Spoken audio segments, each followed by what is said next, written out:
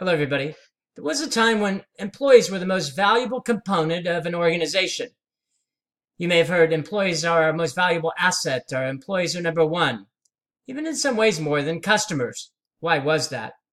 In some, it sounds good. It sounds good to say that the employees are the best. That's no longer the case. Today, that's changed. The most important capital, the most important variable in organization success isn't necessarily employees. It's whoever has the best and the brightest idea. They've become the most important person in the organization, and they will be paid considerably more. They'll be valued more. Their worth in the organization is incalculable. Why is that? It's because the average employee is good, and we certainly need the average employee, but we need the employee who thinks differently, who acts differently, who has that knowledge that no one else has, because that can't be replicated.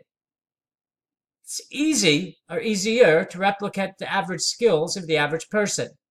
That's why for the middle class, many of those jobs have gone away. It's been computerized or outsourced. It's been outsourced to other countries who pay less. Those jobs and duties can be done by other people, and other people will do them for less money. Not so for the idea. The person who has the most knowledge, the most skill, the most ability, the most appropriate at that time is the person who's going to be the most valuable. There's a tremendous bifurcation today between those who make a lot of money and those who don't make a lot of money. And the one variable is the idea. It's the way they think.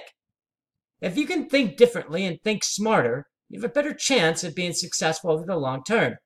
You have a better chance of finding that job, any job that's going to pay you more, it's going to value you more.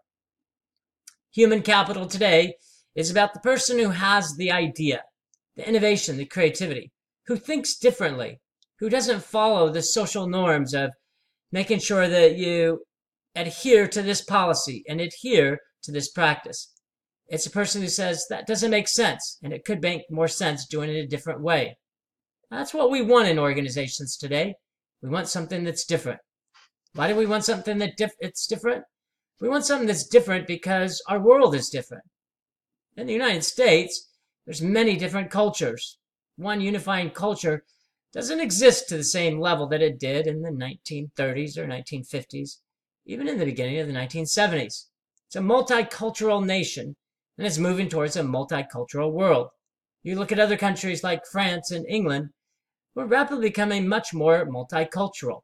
There's great benefits to that. People think differently and act differently based on their backgrounds. We see today people have many different backgrounds and they want to assimilate with others.